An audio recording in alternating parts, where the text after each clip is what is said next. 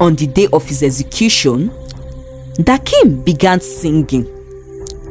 While he sang, grandmother Azania asked the executioners to stop, for she knew the song Dakhim was singing. It was the song she and her best and closest friend Mamundi always sang while they trained together many years ago in Zazivadik kingdom.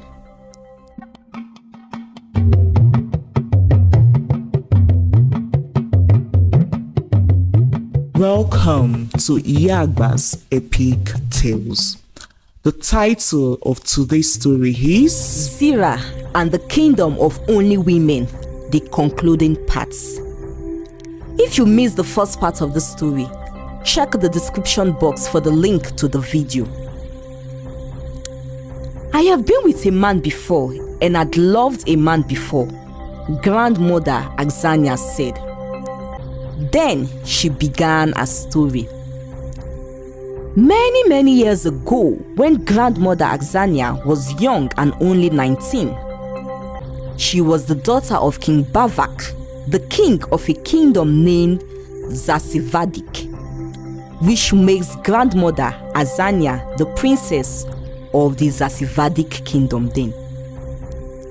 Princess Azania of the Zazivadik kingdom was a twin and had a twin brother who should rule after their father, King Bavak. King Bavak was a great and skilled warrior, and so was his son. Azania had admired how her twin brother and father fought right from childhood and insisted that she wants to learn how to fight also, which was against the norm then. But because her father and twin brother loved and cherished her so much, they secretly taught her how to fight. And so, Azania became a good fighter. Then, she became better and so good at it as she spent days, months and years training on her own in the woods. After the death of her father, King Bavak, her twin brother was meant to ascend the throne, but he was killed in his sleep by yet an unknown person. Azania was hot. Later, she tried to rule the kingdom as she was also King Bavak's child and now the only surviving heir, and deemed herself worthy and the rightful one to take over the throne. But her wicked uncle and some members of the king's council opposed her. However, Azania ascended the throne and ruled still. Several attempts were made to assassinate Azania, but she was so strong and powerful that they were unsuccessful in their attempts, and eventually they stopped trying. Soon, Azania fell in love with a fine young man named Kikintu, and Azania loved him so much. She gave him all her heart and told him the secret of her unmatchable power, which she had never told anyone. This secret was that Azania had met an old woman during one of her secret trainings outside their kingdom, months before her father and brother's deaths. The old woman gave her a powerful talisman which made her undefeatable whenever she was in battle. And that was why all the evil people who wanted her dead could not harm her. Azania never told anyone about the talisman, not even her beloved father and brother, until their sudden deaths. But because of her extreme love for Kikintu, she had revealed this secret to him. But unknown to her, Kikintu was only pretending and didn't love her as much as she loved him. He was sent by the evil men and elders to only go close to her so as to find a way to weaken her and overthrow her. And he succeeded after he destroyed her talisman and made an attempt to assassinate her together with some men while she slept at night. Though her talisman was gone and destroyed, Azania was still very strong. She fought bravely for some time, but the men were over 500 and quite so much for her and the 80 young female warriors she had trained. Azania fled for her life, and her loyal 80 female warriors left with her. They settled at the mountain which she named the Zemunda mountain, but that was before she found out that she was already with child. She was grateful when she delivered and the baby was a girl, for she now hated men because of Kikinto's betrayal. She named her baby girl Zakara, and from that day, together with her loyal warriors who had come with her, she built Zemunda to what it is today. After the whole revelation, Zyra understood better why her people and tribe hated the male gender. She felt sorry for grandmother Azania. However, deep within her, she could feel that Dakhim was not evil and not like her grandfather Kikinto. But how would she convince her grandmother and everyone about what she felt? She reasoned. The days that went by left Zyra in a dilemma. One evening, she sneaked into the courtyard to see Dakhim. She told him about all that grandmother Azania told her.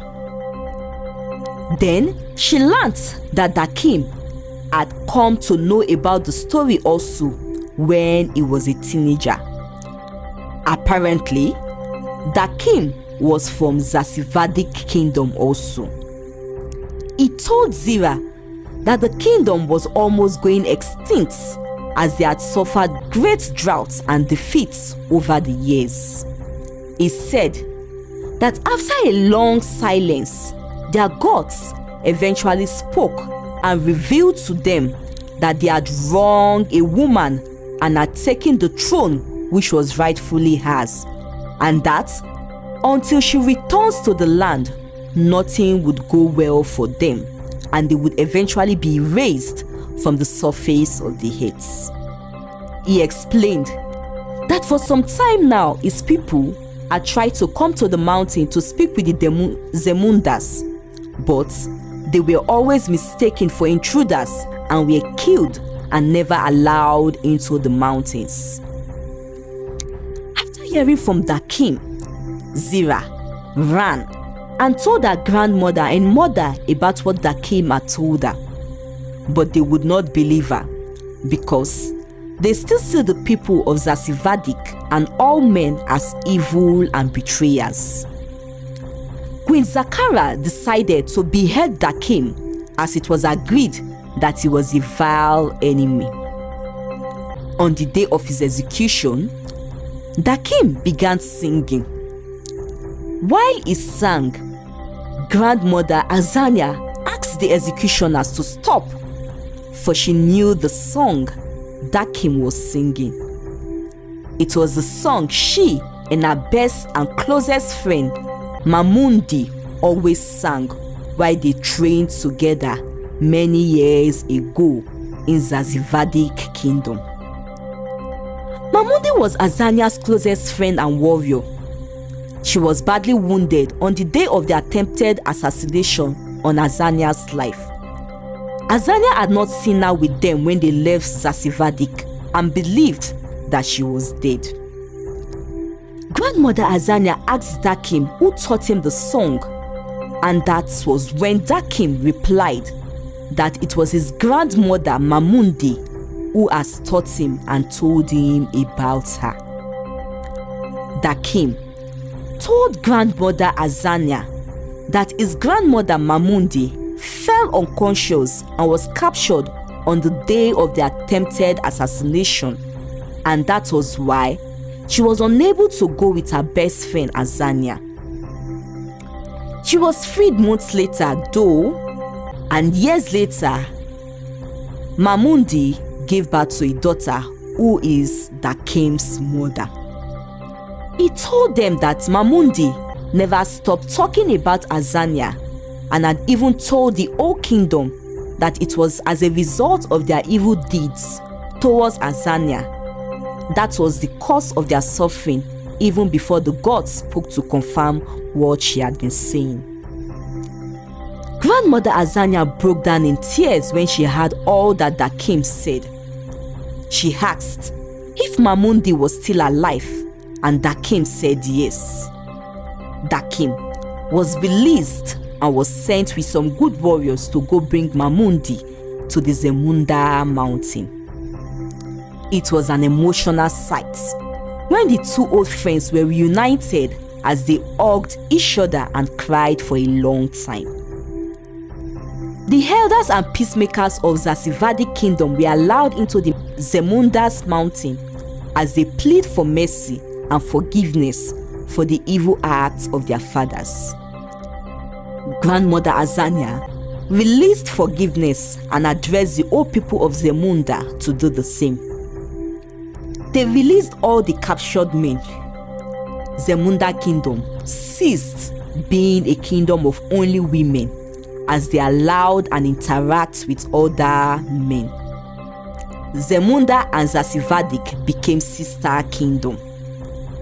Grandmother Azania decided to return to Zasivadik as it was the home she had been born, but Queen Zakara remained in Zemunda. Zika also found love and got married to a good young man. Zyra and Dakhim got married also and ruled as king and queen in Zasivadik kingdom together with their twin son and daughter, while Zika and her husband ruled as queen in Zemunda kingdom, and the both kingdoms lived happily ever after and peacefully till this day. This story highlights the danger of judging an entire group based on few individuals. In Zemunda, women thought all men were bad because of one person's mistake in the past. However, the story shows that holding onto these judgments can make you miss opportunities for understanding and getting along. The story also emphasizes the importance of forgiveness and reconciliation in healing past wounds. Even though Zemunda and Zasivadik had issues before, the characters decide to forgive and make peace. This teaches us that letting go of grudges, forgiving each other, and living peacefully together are important for everyone's well-being. The end. I hope you enjoyed this story. Did you learn anything from this story? I would like to know. Please share in the comment section below. Thank you for watching. See you in our next video. Bye.